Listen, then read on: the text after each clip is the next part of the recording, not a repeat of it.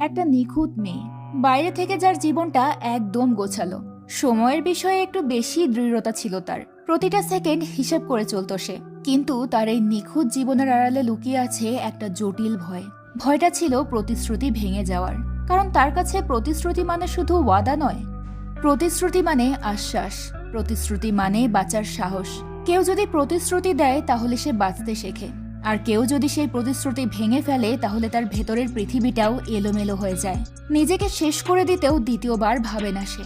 আর এমন একটা মেয়ের জীবনে আগমন ঘটে এলোমেলো আর উচ্ছৃঙ্খল একটা ছেলের, যার কাছে সময় কিংবা প্রতিশ্রুতির কোনো মূল্য নেই। আর এই দুই মেরুর দুই মানুষের মধ্যে তৈরি হয় সম্পর্কের অদ্ভুত টানাপোড়েন। বলছিলাম মালায়ালাম ইন্ডাস্ট্রির অসাধারণ একটা মুভি কে র্যাম্পের কথা। আজকের গল্পটা ড্রামা বেসড হলেও 8-10টা সাধারণ গল্প থেকে এটা একদমই আলাদা। খুবই অদ্ভুত একটা থিমের ওপর তৈরি করা হয়েছে গল্পটা। আশা করি আপনাদের সবার অনেক ভালো লাগবে। তাই চলুন এখন আর কথা না বাড়িয়ে সরাসরি গল্পে চলে যাই।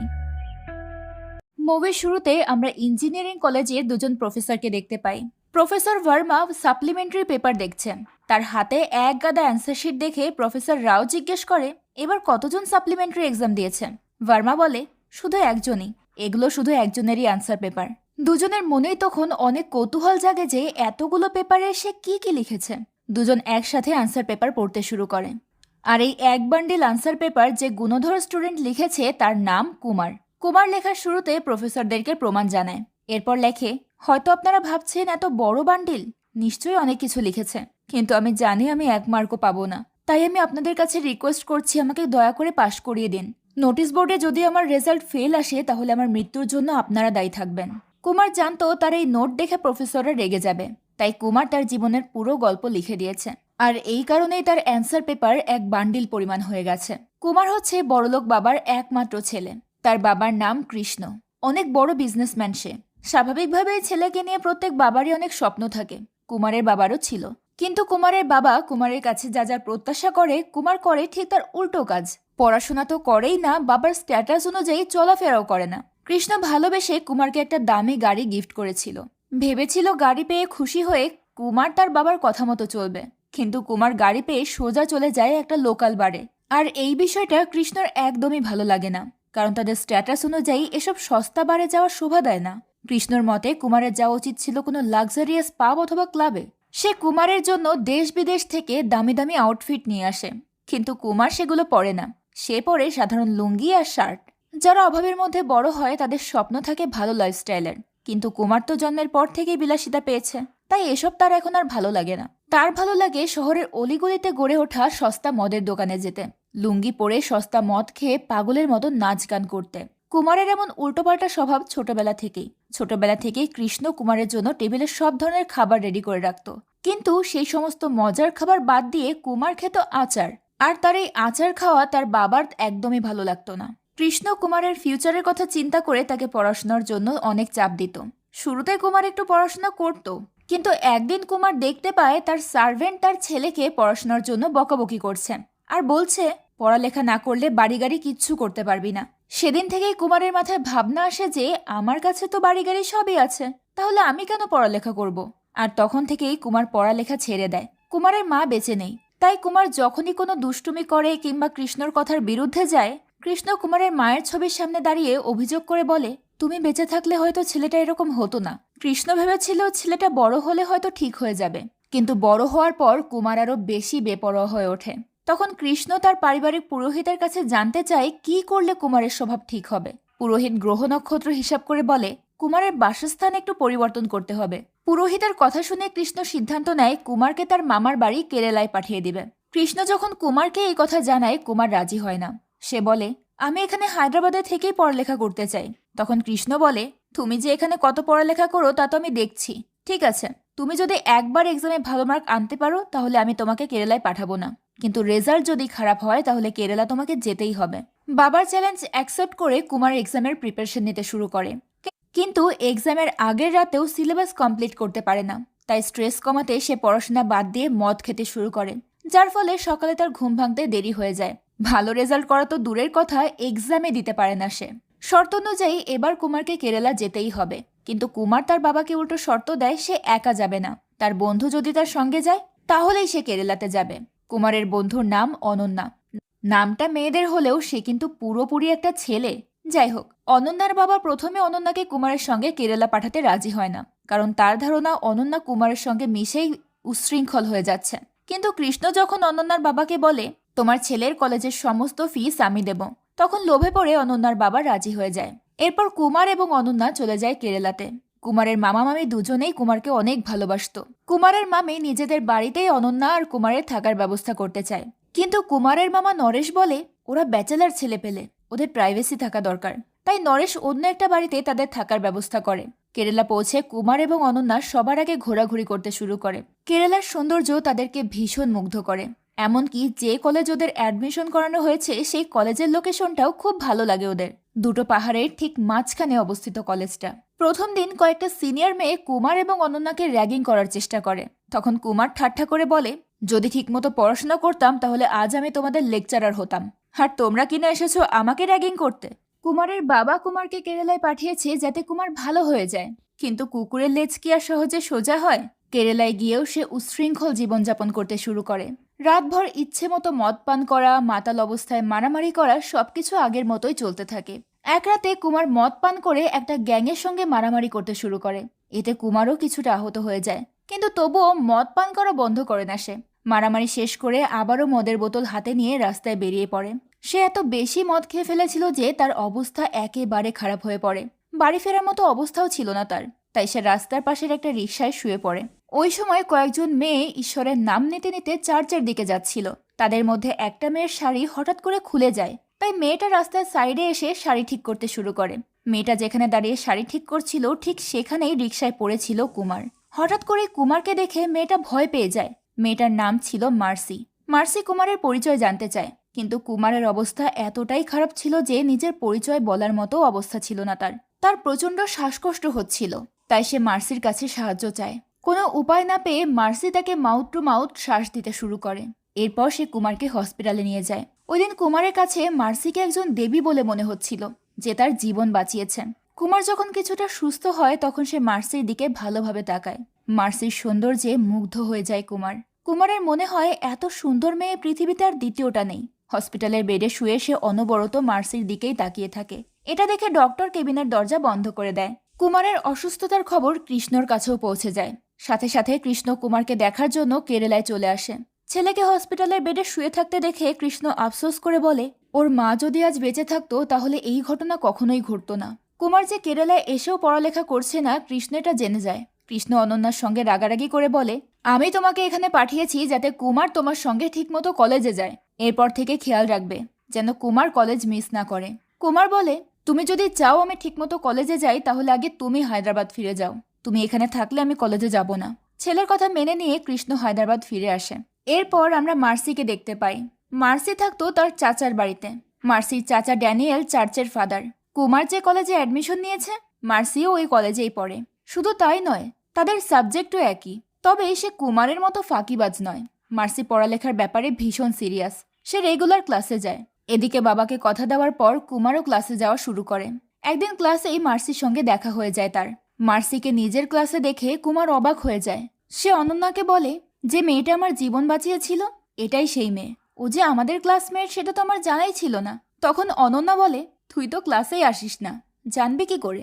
যেহেতু ক্লাস চলছিল তাই কুমার ইশারায় মার্সিকে ডাকার চেষ্টা করে, কিন্তু মার্সি সেটা বুঝতে পারে না। তখন কুমার তার সামনের বেঞ্চের মেয়েটাকে কলম দিয়ে খোঁচা মারে। মেয়েটা চিৎকার করলে ক্লাসের সবাই মেয়েটার দিকে তাকায়। আর তখন মার্সিও কুমারকে দেখে চিনতে পারে। মার্সি কুমারকে বলে, কাল রাতে এত ড্রিঙ্কস করেছিলে কেন? জবাবে কুমার বলে, আমার জীবন বাঁচিয়েছে বলে কি এখন লেকচার দেবে নাকি? মার্সি বলে, এত বেশি ড্রিঙ্কস করা ভালো না, এরপর থেকে সাবধানে থাকবে। ক্লাসে বসে এত কথা বলায় লেকচারার গিয়ে মার্সিকে রাগ করে ক্লাস থেকে বের করে দেয়। তখন কুমারও মার্সির পেছন পেছন বেরিয়ে যায়। ক্লাসের বাইরে কুমার মার্সির সঙ্গে ফ্লার্ট করতে শুরু করে। কুমার বলে, কাল রাতে যখন তুমি আমাকে বাঁচানোর জন্য শ্বাস দিচ্ছিলে আমি তখন নিজেকে অনেক লাকি ফিল করছিলাম।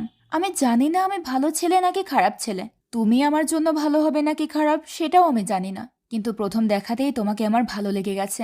আমি তোমার সঙ্গে সারা জীবন কাটাতে চাই। আমি প্রমিস করছি আমি সারা জীবন তোমার খেয়াল রাখবো। এই কথা বলে কুমার চলে যায়। ওই সময় মার্সির বান্ধবী প্রিয়া সেখানে চলে আসে। মার্সি তখনও ঘোরের মধ্যেই ছিল। সে কুমারের বলা কথাগুলো ভেবে যাচ্ছিল। প্রিয়া তখন জিজ্ঞেস করে, তুই এত ব্লাশ করছিস, কাহিনী কি? মার্সি বলে, ছেলেটা আমাকে প্রমিস করেছে সারা জীবন আমার সাথে থাকবে। প্রিয়া তখন অবাক হয়ে বলে, তোর সাথে সারা জীবন কে কাটাবে? এরপর সে কুমারকে ডেকে বলে, মার্সির কিন্তু একটা প্রবলেম আছে, তুমি ওর সাথে সারা জীবন কাটাতে পারবে তো? কুমার বলে, প্রত্যেকটা মেয়েরই কোনো না কোনো প্রবলেম থাকে, আমি ওকে প্রমিস করেছি আর আমি সেই প্রমিস রাখবো। কুমারের কনফিডেন্স দেখে মার্সিও কুমারের প্রেমে পড়ে যায়, কিন্তু সে কুমারের প্রপোজাল অ্যাকসেপ্ট করে না। ইচ্ছে করে কুমারকে নিজের পেছনে ঘোরাতে থাকে, আর কুমারও প্রতিনিয়ত তাকে পটানোর চেষ্টা করতে থাকে। একদিন ওরা একটা কফি শপে যায়। মার্সি কফি অর্ডার করে স্টপ ওয়াচে টাইম দেখতে শুরু করে। ওয়েটার বলেছিল 15 মিনিটের মধ্যেই কফি নিয়ে আসবে, কিন্তু সে 10 সেকেন্ড লেট করায় মার্সি কফিটা ফেলে দেয়। তার এমন আচরণ দেখে কুমার ভাবে মার্সি হয়তো সময়ের ব্যাপারে একটু বেশিই কনসিয়াস। এর পরের দিন কৃষ্ণ কুমারের সঙ্গে দেখা করতে আসে। কুমার কৃষ্ণকে জানায় যে সে একটা মেয়েকে ভালোবেসে ফেলেছে, তাকে বিয়ে করতে চায়। কৃষ্ণ জিজ্ঞেস করে, মেয়েটাকে তোকে ভালোবাসে? কুমার বলে, এখনো বাসে না, তবে খুব শীঘ্রই আমাকে ভালোবাসতে শুরু করবে। তখন কৃষ্ণ বলে, যেদিন মেয়েটা তোকে ভালোবাসবে সেই দিন আমাকে বলিস। কুমার বলে, ছেলের প্রতি কোনো কনফিডেন্সই নেই তোমার, তাই না? কৃষ্ণ বলে, ঠিক বলেছিস, একদমই কনফিডেন্স নেই। কুমার তখন কথা দেয় যে সে মার্সির মন জয় করেই ছাড়বে। এর কিছুদিন পর শুরু হয় এক্সাম। কুমার যেহেতু পড়াশোনা করে না, তাই এক্সামেও সে কিছুই লিখতে পারে না। কুমারের সামনের সিটে বসেছিল মার্সি। কুমার আনসার জানার জন্য মার্সিকে বিরক্ত করতে শুরু করে। তখন মার্সি বলে, আমি একটা শর্তে তোমাকে হেল্প করতে পারি, তোমাকে আমার পেছনে ঘোরা বন্ধ করতে হবে। কুমার তাতেই রাজি হয়ে যায় এবং মার্সির অ্যান্সার শিট দেখে সবকিছু কপি করতে শুরু করে। এক্সাম শেষে কুমার মার্সিকে জিজ্ঞেস করে, আমি পাশ করব তো? মার্সি বলে, আমি যা যা লিখেছি তুমি যদি সেই সবকিছু লিখে থাকো তাহলে শুধু পাশ নয়, তুমি টপ 5-এর মধ্যে থাকবে। যদি কোনো রকম কিছু মিস হয়েও যায় তাহলে টপ 10-এ তো থাকবেই। এই কথা শুনে কুমার আনন্দে আত্মহারা হয়ে যায়। জীবনে প্রথমবার সে ক্লাসে টপ করবে ভেবেই তার অ্যাটিটিউড বেড়ে যায়। বন্ধুদের সাথে সে একটু বেশি ভাব নিয়ে কথা বলতে শুরু করে। কিন্তু কিছুদিন পর রেজাল্ট বের হলে দেখা যায় কুমার ফেল করেছে। শুধু কুমারই নয়, মার্সিও ফেল করেছেন। রেজাল্ট দেখে কুমার রেগে যায়। সে মার্সির সঙ্গে রাগারাগি করতে গেলে দেখেন মার্সি নিজের রেজাল্ট নিয়ে কান্নাকাটি করছে। মার্সি বরাবরই ক্লাসে টপার ছিল, এভাবে ফেল করাটা সে কখনো কল্পনাও করেনি। তবুও কুমার মার্সিকে রাগারাগি করে বলে, তুমি নিজেই প্রশ্নের আনসার জানতে না, তাহলে আমাকে কেন মিথ্যে আশা দিলে? প্রিয়া তখন কুমারকে ধমক দিয়ে বলে মার্সির সাথে যেন সে এরকম আচরণ না করে। ওই সময় একজন পিয়ন এসে তাকে জানায় কুমার এবং মার্সিকে প্রিন্সিপাল ডাকছে। ওরা প্রিন্সিপাল রুমে গেলে দেখতে পায় প্রিন্সিপাল ওদের দুজনের আনসার শিট নিয়ে বসে আছেন। সে কুমারকে বলে, তুমি কপি করে লিখেছ বুঝলাম, কিন্তু কেটে দেওয়া লাইনগুলো তো অন্তত খেয়াল করবে নাকি? সেগুলো পর্যন্ত ছাড়োনি। মার্সি যেখানে কেটেছে তুমিও ঠিক সেখানে সেখানেই কেটেছ, একটা দাগও এদিক ওদিক যায়নি। এভাবে কেউ কপি করে? তখন কুমার বলে, আমি কি জানি যে ও সব কেটে দিয়েছে, আমি তো ভেবেছি এটা কোনো নতুন ফর্মুলা হবে হয়তো, তাই সেম টু সেম কপি করেছি। মূলত কুমার মার্সির কপি করেছে বলেই কুমারকে কোনো নাম্বার দেওয়া হয়নি, আর মার্সি তার সমস্ত অ্যান্সার কুমারকে দেখিয়েছে বলে তাকে ফেল করিয়ে দেওয়া হয়েছে। মার্সি প্রিন্সিপালকে বলে, ওকে আমি আনসার শিট দেখাতে চাইনি, ও সবসময় আমার পেছন পেছন ঘোরে, তাই আমি ওকে আমার পেছন ছাড়ার শর্তে আনসার শিট দেখাতে রাজি হয়েছি।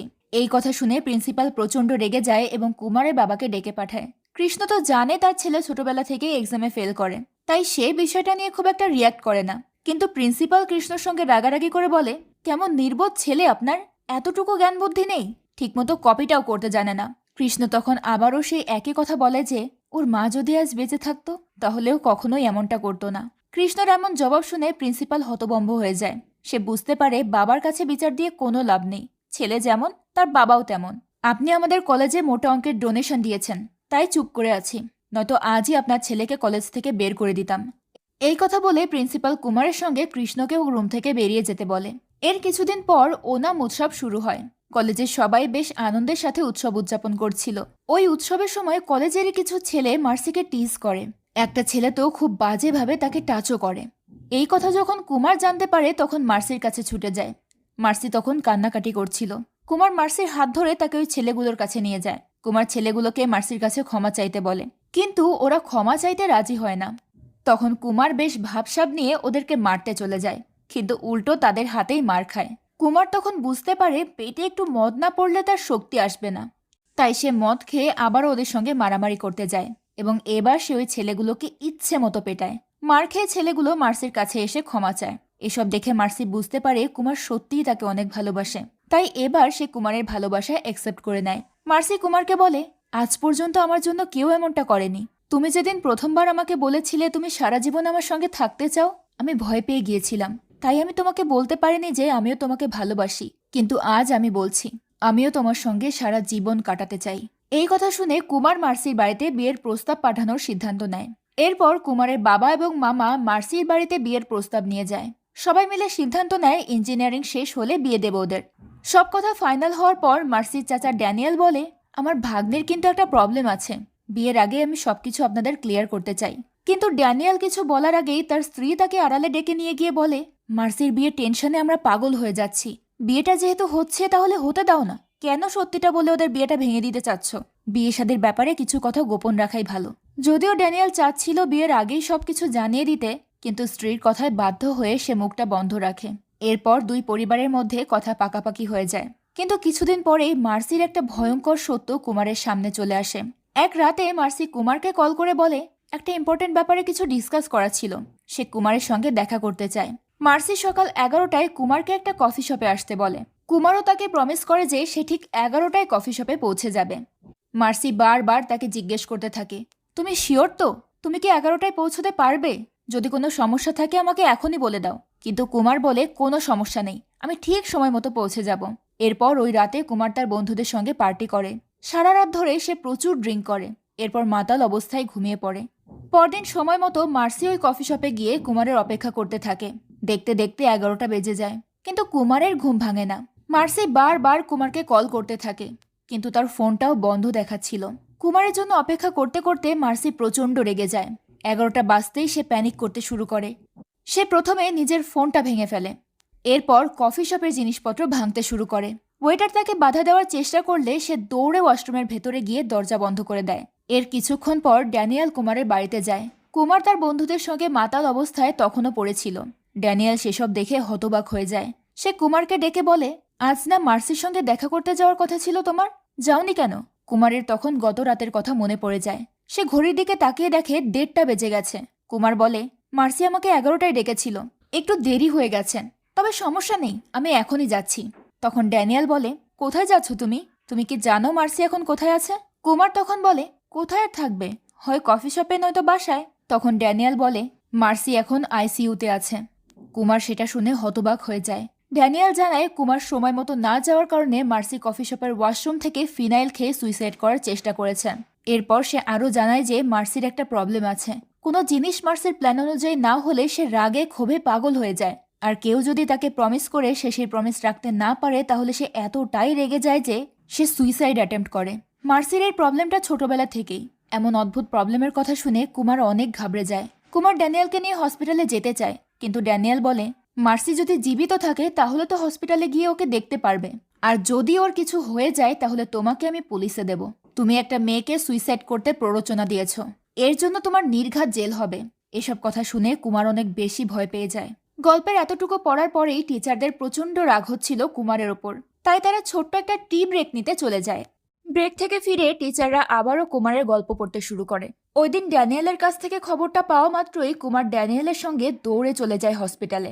মার্সি যেটা করেছে সেটা সে কোনোভাবেই মেনে নিতে পারছিল না। সে খুব মনোযোগ সহকারে মার্সির ট্রিটমেন্ট হতে দেখে। এরপর ডক্টর আইসিইউ থেকে বের হলে কুমার তাকে জিজ্ঞেস করে, মার্সি কেমন আছে? ডক্টর বলে, এখন অনেকটাই সুস্থ। এরপর সে কুমারকে জিজ্ঞেস করে, তোমার সাথে পেশেন্টের সম্পর্ক কি? তখন কুমার বলে ওঠে, আমি ওর সঙ্গে কোনো সম্পর্ক রাখতে চাই না। এই কথা শুনে ড্যানিয়েলের চোখ ছানা বড়া হয়ে যায়। কুমার তখন বুঝতে পারে সে মুখ ফসকে একটা ভুল কথা বলে ফেলেছে। সে হতাশ হয়ে গিয়ে ড্যানিয়েলের পাশে গিয়ে বসে জিজ্ঞেস করে, আমি তো এই মার্সিকে চিনতামই না, ওর এই অবস্থা কি করে হলো? এরপর ড্যানিয়েল মার্সির ছোটবেলার গল্পটা কুমারকে শোনাতে শুরু করে। মার্সি মূলত ড্যানিয়েলের ভাইয়ের মেয়ে। মার্সির বাবা মা সব সময় তাদের কাজ নিয়েই ব্যস্ত থাকত। তারা প্রতিদিন অফিসে যাওয়ার সময় মার্সিকে আশ্বাস দিয়ে যেত যে তারা সন্ধ্যায় দ্রুত বাড়ি ফিরে মার্সিকে নিয়ে ঘুরতে যাবে, কিন্তু কোনোদিনই তারা সময় করে বাড়ি ফিরতে পারত না। এমনই একদিন অফিসে যাওয়ার সময় মার্সির বাবা তাকে বলে, তুমি রেডি হয়ে থেকো, আমরা এসে ঘুরতে যাব। মার্সি তখন তার বাবাকে জিজ্ঞেস করে, তোমরা তো রোজই এই একই কথা বলো, আজকে কি তোমরা সত্যিই আসবে? তখন তার বাবা মা দুজনেই তাকে প্রমিস করে। মার্সিরও বিশ্বাস ছিল তার বাবা মা তাদের প্রমিস ভাঙবে না, তাই সে একদম সময় মতো রেডি হয়ে তার বাবা মায়ের জন্য অপেক্ষা করতে থাকে। কিন্তু আজও তার বাবা মা সময় মতো আসতে পারে না। বারবার বাবা মায়ের এভাবে কথা দিয়ে কথা না রাখার বিষয়টা মার্সি কোনোভাবেই মেনে নিতে পারে না। তাই সেই রাতে সে একা নিজের রুমে বসে ফুপিয়ে ফুপিয়ে কাঁদতে শুরু করে। সেটা দেখতে পেয়ে তার বাবা মা ছুটে গিয়ে তাকে জিজ্ঞেস করে, কি হয়েছে তোমার? তুমি এরকম কাঁদছো কেন? তখন মার্সি বলে, তোমরা রোজ আমাকে প্রমিস করো বাইরে ঘুরতে নিয়ে যাবে, আমি প্রতিদিন রেডি হয়ে বসে থাকি, কিন্তু তোমরা আসো না, তোমরা নিজেদের প্রমিস রাখো না, আর এটা আমার একেবারেই ভালো লাগে না। আমার খুব কষ্ট হয়, আমার মাথায় খুব ব্যথা করে। বাবা মা তখন বিষয়টাতে খুব একটা গুরুত্ব দেয় না, তারা ভাবে বাচ্চা মেয়ে হয়তো ছোট একটা বিষয় নিয়ে ইমোশনাল হয়ে গেছে। মার্সির বাবা অ্যালবার্ট তখন ড্যানিয়েলের সঙ্গে এই বিষয়টা নিয়ে ডিসকাস করে। ড্যানিয়েল তাকে বোঝায় যে তাদের মার্সিকে আরো বেশি সময় দিতে হবে, তারা তো কাজের চাপে মেয়েটাকে সময়ই দিতে পারে না। অ্যালবার্ট তখন নিজের ভুলটা বুঝতে পারে। মার্সির মা তখন তাকে বলে, তুমি একটা কাজ করো, তুমি বিজনেস সামলাও, আমি মার্সির দেখাশোনা করছি। অ্যালবার্টও সেই কথা মেনে নেয়। তবে মার্সির মায়ের বিজনেস থেকে সরে আসার জন্য কিছু ডকুমেন্ট সাইন করার দরকার ছিল, তাই তারা পরদিন অফিসে চলে যায় সেই ডকুমেন্ট রেডি করার জন্য। ফেরার পথে তারা দুজনেই খুব খুশি ছিল, কারণ এখন থেকে তারা তাদের মেয়েকে বেশি সময় দিতে পারবে। মার্সির মা মার্সিকে ফোন করে বলে, তুমি রেডি থাকো, আমরা 15 মিনিটের মধ্যেই বাড়ি ফিরছি, আর এবার আমাদের প্রমিস ভাঙবে না। সেটা শুনে মার্সি খুব খুশি হয়। সে অধীর আগ্রহে তার বাবা মায়ের অপেক্ষা করতে থাকে, কিন্তু দুঃখের বিষয়ে এবারও তার বাবা মা সময় মতো ফিরতে পারে না। তবে এবারকার কারণটা কাজের ব্যস্ততা নয়, অন্য কিছু ছিল। একটা কার অ্যাক্সিডেন্টে তারা দুজনেই মারা গেছে। বাড়িতে যখন তাদের লাশ নিয়ে আসা হয় তখন ড্যানিয়েল সব রকম চেষ্টা করে একবার মার্সিকে তার বাবা মায়ের কাছে নিয়ে যেতে, অন্তত শেষবার দেখা করাতে। কিন্তু মার্সি তার বাবা মায়ের মুখটা পর্যন্ত দেখতে রাজি ছিল না, কারণ তার বাবা মা তার প্রমিস ভেঙেছে। এরপর থেকে ড্যানিয়েলই মার্সির খেয়াল রাখতে শুরু করে। প্রথম প্রথম বাচ্চাটার ভুলভ্রান্তি আর রাগ দেখে ড্যানিয়েলরা ভাবত এটা হয়তো অতিরিক্ত ভালোবাসার কারণে হয়েছে, কিন্তু একদিন তারা আসল রহস্য জানতে পারে। সেদিন মার্সির জন্মদিন ছিল। ড্যানিয়েল তাকে প্রমিস করেছিল যে সে স্ট্রবেরি কেক নিয়ে আসবে, কিন্তু সময় স্বল্পতার কারণে সে স্ট্রবেরির বদলে ভ্যানিলা কেক নিয়ে এসেছিল। আর এই বিষয়টা মার্সি মেনে নিতে পারে না। সে এত বেশি অ্যাগ্রেসিভ হয়ে যায় যে শুধুমাত্র একটা কেকের কারণে সে নিজের হাত কেটে সুইসাইড করার চেষ্টা করে। ড্যানিয়েলরা তৎক্ষণাৎ তাকে নিয়ে হসপিটালে পৌঁছে যায়, আর সৌভাগ্যবশত সেই যাত্রায় মার্সি বেঁচে যায়। ডক্টর তাকে জিজ্ঞেস করে, এত ছোট একটা ব্যাপারে তুমি সুইসাইড করার চেষ্টা করলে, এটা কি ঠিক হলো? তখন মার্সি খুব স্বাভাবিকভাবে উত্তর দেয় যে, আমি জানি না আমার কি হয়েছিল, কিন্তু ওই সময় আমার এটাই করতে ইচ্ছা করেছে। ডক্টর তখন তার সমস্যাটা বুঝতে পারে এবং মার্সির আড়ালে ড্যানিয়েলদেরকে জানায় যে মার্সি খুবই জটিল একটা মানসিক রোগে আক্রান্ত। কেউ যদি তাকে কথা দিয়ে সেই কথা না রাখে, অথবা মার্সি যেভাবে জিনিসটা প্ল্যান করেছে সেটা যদি সেই প্ল্যানের অ্যাকর্ডিং না হয়, তাহলে মার্সি অনেক হাইপার হয়ে যায়। এটা সে ইচ্ছাকৃত করে না, তার আসলে নিজের ব্রেনের ওপর কোনো কন্ট্রোলই থাকে না। ড্যানিয়েলরা এই কথা শুনে খুব চিন্তায় পড়ে যায়। তারা ডক্টরের কাছে জানতে চায় যে এই রোগের কোনো চিকিৎসা আছে কিনা, কিন্তু দুর্ভাগ্যবশত এই রোগের কোনো পার্মানেন্ট চিকিৎসা ছিল না। এখন শুধু তাদেরকে সবসময় সতর্ক থাকতে হবে। সেটা শুনে ড্যানিয়েলরা হতাশ হয়ে মার্সিকে নিয়ে বাড়ি ফিরে আসে এবং তারপর থেকে মার্সির দিকে আরো সজাগ দৃষ্টি রাখতে থাকে। প্রতিদিন মার্সির নামে স্কুল থেকে কমপ্লেন আসতো। টিচাররা যদি ভুলবশত ক্লাসের সঠিক সময় থেকে 2 মিনিট দেরি করেও আসতো, তাহলে সে অনেক ভায়োলেন্ট হয়ে যেত। হয় সে নিজেকে টর্চার করত, আর নয়তো টিচারকে অ্যাটাক করে দিত। এতে করে প্রিন্সিপাল একদিন বিরক্ত হয়ে ড্যানিয়েলদের সামনে মার্সিকে পাগল বলে অপমান করে। মার্সি সেটা শুনে খুব কষ্ট পায়। সেটা সে প্রকাশ না করলেও ড্যানিয়েল বিষয়টা বুঝতে পারে এবং তারপর থেকে যারাই তাকে পাগল বলে খেপাতো, ড্যানিয়েলরা তাদের নামে কেস করে দিত শুধুমাত্র মার্সিকে খুশি করার জন্য। তারা প্রতিনিয়ত মার্সিকে নিয়ে খুব চিন্তায় থাকত। এরই মাঝে একদিন মার্সি তার বন্ধু প্রিয়াকে তাদের বাড়িতে নিয়ে যায়। প্রিয়া মার্সির বেস্ট ফ্রেন্ড ছিল, তাই ড্যানিয়েলরা প্রিয়াকে সবকিছু জানিয়ে দেয় এবং সবসময় মার্সির খেয়াল রাখতে বলে। এবং প্রিয়াও তাদের কথা মতো সবসময় মার্সিকে চোখে চোখে রাখতে শুরু করে এবং টাইম টু টাইম আপডেট দিতে থাকে ড্যানিয়েলদেরকে। এইভাবেই চলছিল সবকিছু। তার মাঝেই মার্সির জীবনে কুমার চলে আসে। সেটা শুনে কুমার বলে ওঠে, না না, আমি মার্সির জীবনে আসিনি, আমি আবার চলে যাচ্ছি। তখন ড্যানিয়েল বলে, দেখো কুমার, তোমার কাছ থেকে নিশ্চয়তা পাওয়ার পরেই কিন্তু ও তোমাকে ভালোবাসতে শুরু করেছে, আর এখন যদি তুমি আবার চলে যাও তাহলে কিন্তু মার্সি আবারও ফিনাইল খেয়ে নেবে। অন্য কেউ হলে তো আমি এতক্ষণে তোমার নামে কেস করে দিতাম, কিন্তু মার্সি তোমাকে ভালোবাসে বলেই আমি এখনো চুপ করে আছি। তবে কুমার তার কোনো কথাই পাত্তা দেয় না। মার্সিকে নিয়ে তারও খুব চিন্তা হচ্ছিল, কিন্তু সে বুঝতে পারছিল না সে কি করবে। এরই মাঝে ডক্টর এসে তাকে জানায় যে মার্সির জ্ঞান ফিরে এসেছে এবং সে কুমারের সঙ্গে দেখা করতে চাচ্ছে। কুমার তখন ভয়ে ভয়ে মার্সির রুমের দিকে যেতে শুরু করে। তাকে দেখা মাত্রই মার্সি রাগে চিৎকার করে ওঠে। এরপর তাকে জেরা করতে শুরু করে যে সে সকালে আসেনি কেন, আর তার ফোন কোথায়। কুমার তখন মার্সির প্রকোপ থেকে বাঁচার জন্য তৎক্ষণাৎ একটা গল্প সাজিয়ে ফেলে। সে মার্সিকে বলে যে তার গাড়িটার অ্যাক্সিডেন্ট হয়েছে আর তার ফোনটাও তাতে নষ্ট হয়ে গেছে। এসব ঝামেলার কারণেই সে সময় মতো কফি শপে পৌঁছতে পারেনি আর মার্সিকেও বিষয়টা জানাতে পারেনি। সেই কথা শুনে মার্সি শান্ত হয় ঠিকই, তবে কুমার কোনোভাবে শান্ত হতে পারছিল না। তার বারবার মনে হচ্ছিল কেউ যেন তাকে টাইম বমের সঙ্গে বেঁধে দিয়েছে। সে কোনোভাবে মার্সিকে এড়িয়ে সেখান থেকে যেতে চাচ্ছিল, কিন্তু মার্সি তাকে ডেকে বলে, তোমার সঙ্গে আমার কিছু জরুরি কথা আছে। এখন এই জরুরি কথার নাম শুনে কুমার আরো বেশি ভয় পেয়ে যায়। তবে মার্সি সেদিকে খেয়াল না করে কুমারকে বলে, আমাদের বাবা মা আমাদের সম্পর্কটা মেনে নিয়েছে, তারা তো আমাদের বিয়েতে অনেক খুশি, কিন্তু অদ্ভুত ব্যাপার দেখো, আমরা এখনো কেউ কাউকে প্রপোজই করলাম না। এরপর সে কুমারকে প্রপোজ করে এবং কুমারকেও তার উত্তর দিতে বলে। এখন কুমার বেচারা উত্তর দেবে কি? ভয় তো তার গলা শুকিয়ে যাচ্ছে, সে কি বলবে বুঝতে পারছিল না। তখনই নার্স এসে তাকে বাইরে যেতে বলে। কুমারের কাছে তখন নার্সকেই ঈশ্বরের পাঠানো কোনো দূত মনে হচ্ছিল। সে তাড়াতাড়ি নার্সকে ধন্যবাদ জানিয়ে সেখান থেকে পালিয়ে সোজা চলে যায় মর্গে, কারণ সে জানতো যে হসপিটালে অন্য কোথাও মদের জোগান না পাওয়া গেলেও মর্গের পাহারাদারের কাছে ঠিকই পাওয়া যাবে। তাই সে ওই ওয়াচম্যানের কাছ থেকে মদের বোতল নিয়ে ঢকঢক করে খেতে শুরু করে। আসলে এরকম পরিস্থিতিতে একটু মদ না খেলে তার আবার মাথা ঠিকঠাক চলে না। এরপর সে মদের নেশায় বিভোর হয়ে আবারও মার্সির রুমে চলে যায় তাকে সত্যিটা বলার জন্য। সেখানে গিয়ে সে মার্সিকে বকাঝকা করে ফাইনালি জানিয়ে দেয় যে এরকম পাগল মেয়ের সঙ্গে সে থাকতে পারবে না, তাই সে ব্রেকআপ করে নিচ্ছে। এই ব্রেকআপের কথা শুনে মার্সি আবারও হাইপার হয়ে যায়, কারণ কুমার তো তার সঙ্গে সারা জীবন কাটানোর প্রমিস করেছিল। তাই সে কুমারের সামনে নিজেকে আঘাত করতে শুরু করে। তার এসব কাজকর্ম দেখে কুমারের নেশা পুরোপুরি গায়েব হয়ে যায়। মার্সি তখন বড় কোনো ঘটনা ঘটাতেই যাবে, তখন কুমার তাকে শান্ত করার একটা ইনোভেটিভ আইডিয়া খুঁজে বের করে। আইডিয়াটা না হয় নাই বললাম, তবে কুমারের নেশার ঘরে এসব উল্টোপাল্টা কথা বলার কারণে মার্সি তার উপর খুব রেগে গিয়েছিল। তাই সে কুমারকে দিয়ে আবারও প্রমিস করিয়ে নেয় যে এরপর থেকে কুমার আর কখনোই মদ খাবে না। বেচারা কুমারের অবস্থা সেই ধোপার কুকুরের মতো হয়ে গিয়েছিল, না ঘরের আর না ঘাটের। সে কোনো মতে মার্সিকে বুঝিয়ে শুনিয়ে সেখান থেকে চলেই যাচ্ছিল। তখন মার্সি তাকে ডেকে জিজ্ঞেস করে, এই প্রমিসের কথা তো বুঝলাম, কিন্তু গত রাতে যে প্রমিস করেছিলে সেটার কি হলো? সেই কথা শুনে কুমারের মাথায় আবারও বাজ ভেঙে পড়ে, কারণ তার তো মনেই নেই যে সে গত রাতে নেশার ঘরে কি প্রমিস করেছিল। সে মার্সিকে এই ব্যাপারে জিজ্ঞেস করতে গেলে মার্সি আবারও হাইপার হতে থাকে। তাই কুমার বিষয়টা সামলানোর জন্য বলে দেয় তার প্রমিসের কথা ঠিক মনে আছে, আর সময় মতো সেটা পূরণও হয়ে যাবে। এরপর সে বাইরে বেরিয়ে সবার কাছে জিজ্ঞেস করতে থাকে যে সে মার্সিকে আসলে কি প্রমিস করেছিল, কিন্তু কেউ তার কোনো উত্তর দিতে পারে না। এখন মার্সির প্রমিস না রাখতে পারলে তো ভয়ঙ্কর বিপদ হয়ে যাবে, তাই সবাই বিষয়টা নিয়ে খুব চিন্তায় পড়ে যায়। কারোরই জানা ছিল না যে সে মার্সিকে ওই রাতে কি প্রমিস করেছিল। এদিকে কুমারেরও কিছু মনে পড়ছিল না। বেচারা এতে প্রচন্ড ফ্রাস্ট্রেটেড হয়ে গিয়েছিল। তাই সে একটু রিল্যাক্সেশনের জন্য অনন্যাকে নিয়ে গিয়ে থিয়েটারে পাগলের মতো নাচানাচি করতে শুরু করে। কিন্তু ঠিক সেই মুহূর্তেই মার্সি সেখানে পৌঁছে যায়। সে কুমারকে বলে, তুমি না আমাকে পরীক্ষায় পাশ করার প্রমিস করেছিলে? সকাল 11টায় তোমার পরীক্ষা, অলরেডি ভোর হয়ে গেছে আর তুমি এখনো এখানে নাচানাচি করছো। কুমার তখন বুঝতে পারে সে পরীক্ষায় পাশ করার প্রমিস করেছিল।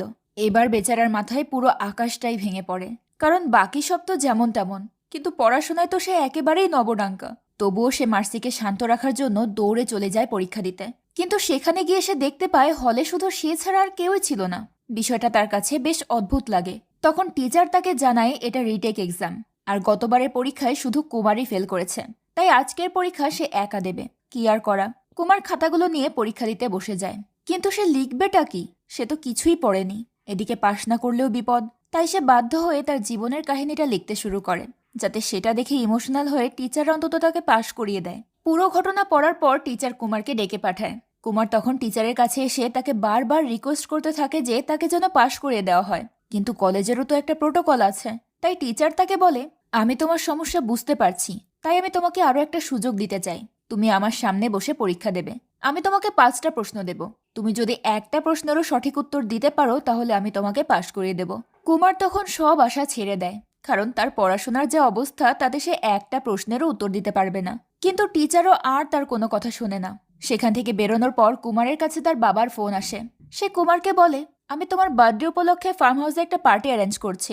কিন্তু কুমারের পার্টিতে যাওয়ার মতো কোনো মানসিকতাই ছিল না। তবুও তার বাবা তার কোনো কথা শোনে না, বরং তাকে জোর করে এয়ারপোর্টে পাঠিয়ে দেয় তার কানাডা ফেরত 2 কাজিন জেন্টি আর বান্টিকে নিয়ে আসার জন্য।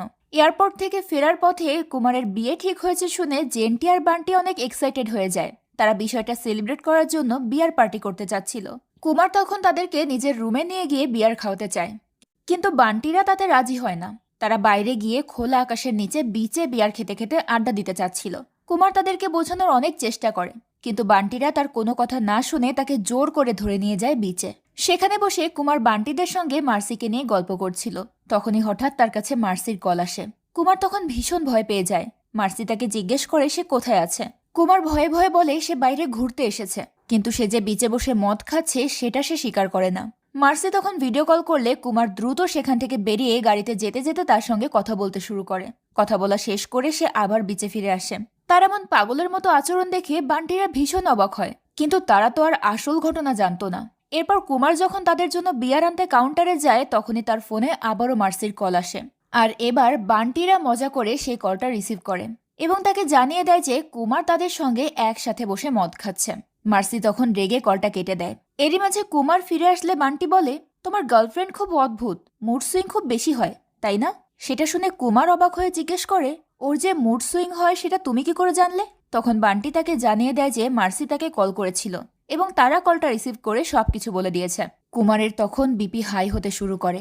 তখনই মার্সি তাকে আবারও ভিডিও কল করে তাকে সুইসাইড করার হুমকি দিতে থাকে। কুমার তাকে বুঝিয়ে শুনিয়ে শান্ত করার চেষ্টা করে, কিন্তু বান্টিরা সেটা বুঝতে পারে না। বান্টি উল্টো কুমারের কাছ থেকে ফোনটা কেড়ে নিয়ে মার্সিকে উল্টোপাল্টা কথা বলতে শুরু করে। কুমার তাকে বাধা দেওয়ার চেষ্টা করে, কিন্তু বান্টি তার কথায় পাত্তাই দেয় না। মার্সি তখন রাগের মাথায় ভিডিও কলে থাকা অবস্থাতেই তার হাতে একের পর এক ছুরি দিয়ে আঘাত করতে শুরু করে, আর সেটা দেখে বেচারা বান্টি অজ্ঞান হয়ে যায়। কুমার তাদেরকে নিয়ে দ্রুত মার্সির বাড়ির উদ্দেশ্যে রওনা হয়। এরই মাঝে ড্যানিয়েলের কল আসলে সে দ্রুত ড্যানিয়েলকে মার্সির রুমে গিয়ে চেক করতে বলে। সৌভাগ্যবশত ড্যানিয়েলরা সঠিক সময়ে সবকিছু সামলে নেয়। এরপর কুমার আবার মার্সিকে ফোন করে তাকে সরি বলে এবং তাকে বোঝায় যে তার বন্ধুরা তার সঙ্গে মজা করেছে, সে মদ খায়নি। মার্সি তখন তাকে একটা শর্ত দেয় যে তারা ওই রাতে একটা ক্লাবে যাবে। এখন ক্লাবে তো সবার হাতেই ড্রিঙ্ক থাকে, তবে সেটা দেখার পরেও কুমারকে নিজেকে কন্ট্রোল করতে হবে, সে মদ স্পর্শও করতে পারবে না। যদিও বিষয়টা কুমার মানতে চাচ্ছিল না, কিন্তু মেনে নেওয়া ছাড়াও তো আর কোনো উপায় ছিল না।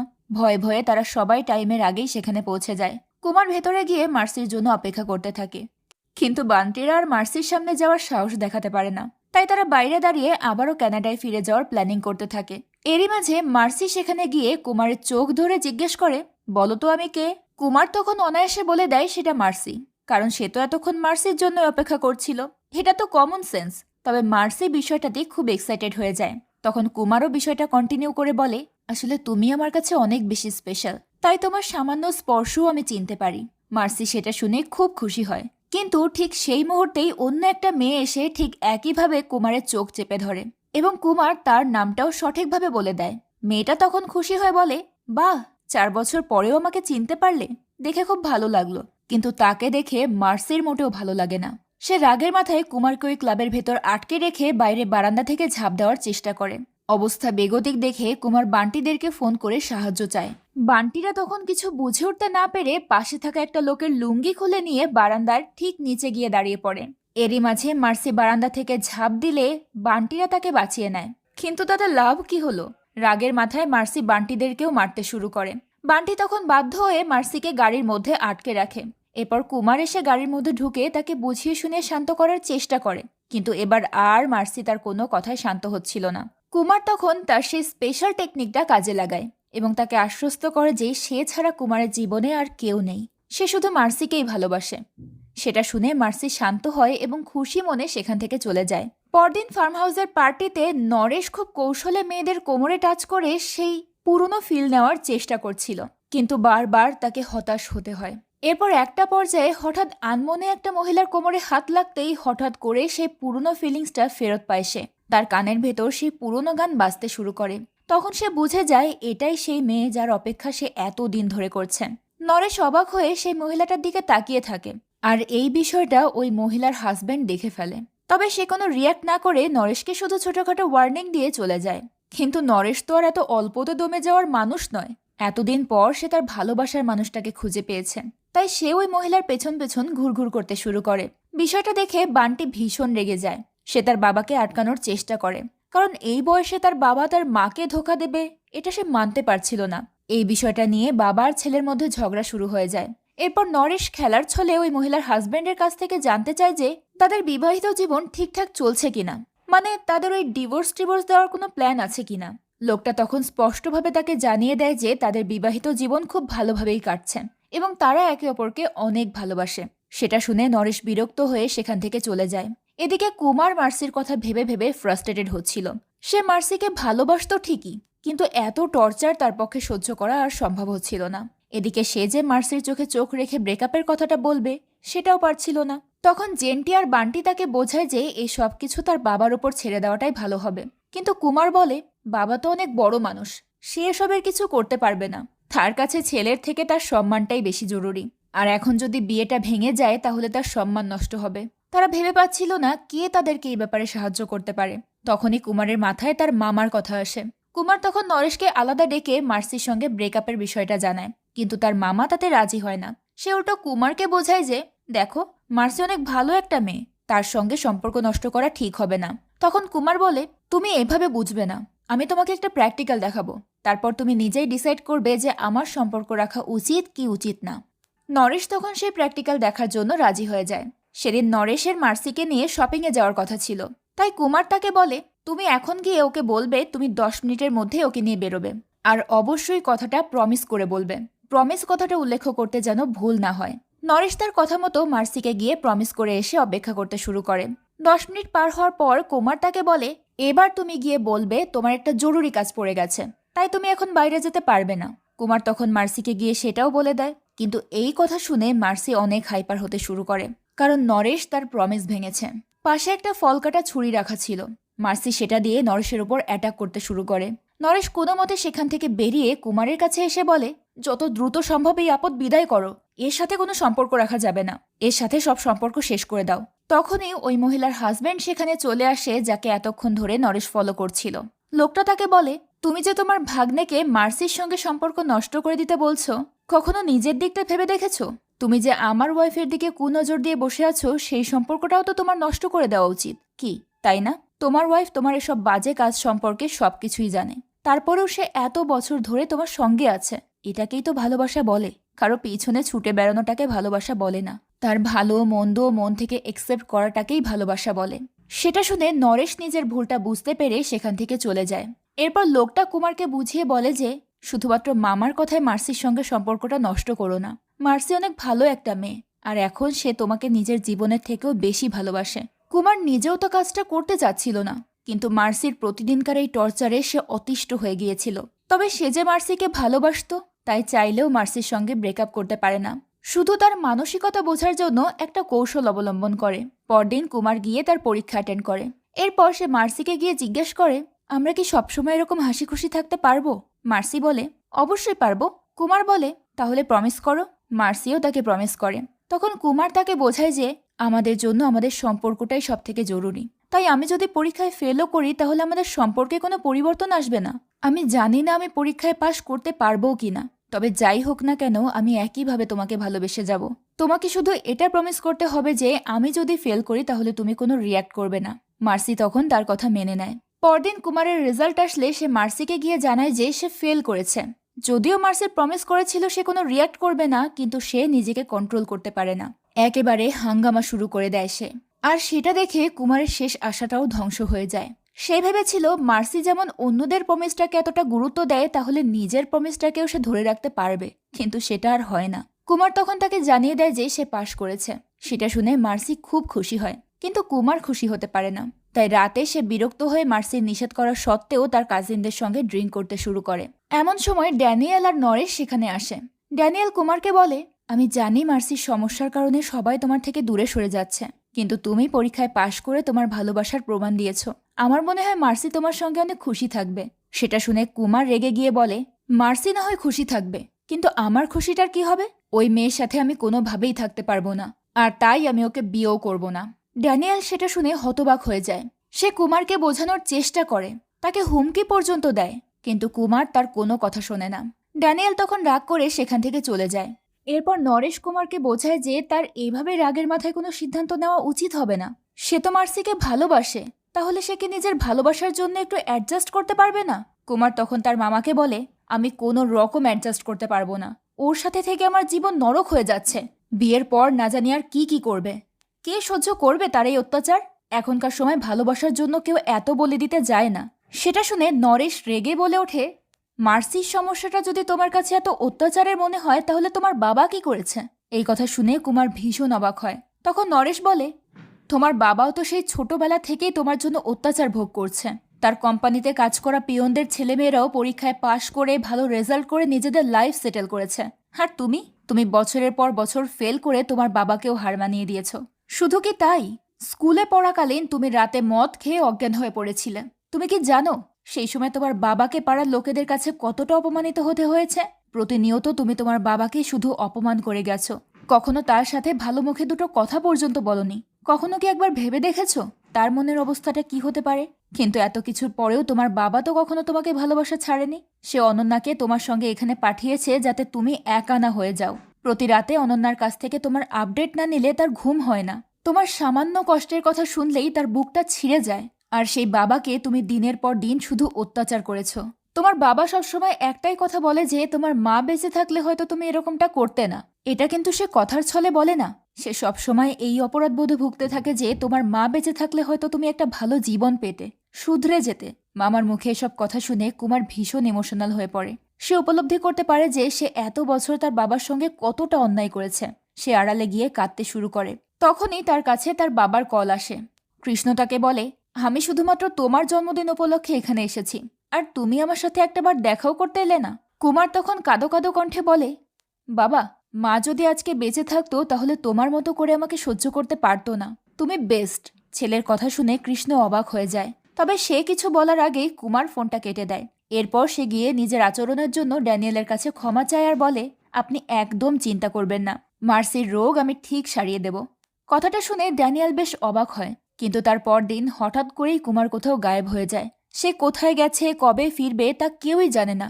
এমনকি তার মোবাইলটাও বন্ধ দেখাচ্ছে। বিষয়টা নিয়ে সবাই খুব চিন্তায় পড়ে যায়। তবে ড্যানিয়েলের সবথেকে চিন্তা হচ্ছিল মার্সিকে নিয়ে। সে মার্সির কাছে গিয়ে খুব শান্তভাবে জিজ্ঞেস করে, কুমার কি আজকালের মধ্যে তোমাকে কোনো প্রমিস করেছিল? মার্সি উত্তর দেয়, না তো। তখন ড্যানিয়েল জিজ্ঞেস করে, সে কি তোমাকে এমন কোনো প্রমিস করেছে যে সে কোথাও গেলে বা ফোন বন্ধ করলে তোমার কাছ থেকে পারমিশন নেবে? মার্সি অবাক হয়ে উত্তর দেয়, না, সেটাও করেনি। তখন ড্যানিয়েল তাকে জানিয়ে দেয় যে কুমারের কোনো হদিশ পাওয়া যাচ্ছে না। মার্সি সেটা শোনা মাত্রই হাইপার হতে শুরু করে। সে বারবার কুমারকে ফোন করতে থাকে, কিন্তু তার ফোনটা বন্ধ দেখাচ্ছিল।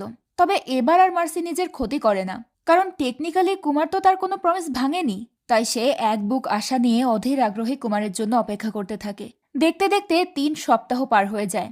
এরপর একদিন হঠাৎ ড্যানিয়েল মার্সিকে নিয়ে টমেটো ফেস্টিভ্যালে যায় এবং সেখানে তারা কুমারকে দেখতে পায়। কুমার সেখানে মনের আনন্দে ডান্স করছিল। মার্সি তাকে দেখে হতবাক হয়ে যায়। কুমার তাকে দেখে এমন একটা ভাব করে যেন কিছুই হয়নি। সে মার্সির সঙ্গে খুব ক্যাজুয়ালি কথা বলে, আর সেটা দেখে মার্সি আবারও রেগে যায়। তখন কুমার বলে, দেখো, আমি কিন্তু আমার কোনো প্রমিস ভাঙিনি। আর তুমি কি একটা জিনিস লক্ষ্য করেছো? এই কয়দিনে তুমি নিজেরও কোনো ক্ষতি করনি। তার মানে তুমি চাইলে নিজেকে কন্ট্রোল করতে পারো। এই অসুস্থতাটা তোমার দুর্বলতা নয়। তুমি চাইলে সেটার সঙ্গে লড়াই করতে পারো। আসলে কুমারের এমন হঠাৎ করে গায়েব হওয়াটা কুমারের একটা প্ল্যান ছিল। সে ড্যানিয়েলের সঙ্গে মিলেই এই প্ল্যানটা করেছিল। সে দেখতে চাচ্ছিল মার্সি নিজেকে কন্ট্রোল করতে পারে কিনা। তার কথা মতো ড্যানিয়েল প্রতিনিয়ত মার্সির ওপর নজর রাখত আর তার আপডেট কুমারকে জানাতো। তো এরপর কুমার মার্সিকে বুঝিয়ে বলে যে, দেখো, আমরা নিজেদের কারণে কিন্তু শুধুমাত্র নিজেদের পরিবারকে আজ পর্যন্ত কষ্টই দিয়ে গেছি। কখনো তাদের ইমোশনটা বোঝার চেষ্টা করিনি। তারা আমাদেরকে অনেক ভালোবাসে। তাই আমাদেরও উচিত তাদের ভালোবাসাটাকে সম্মান করে নিজেদেরকে শোধরানোর একটু চেষ্টা করা।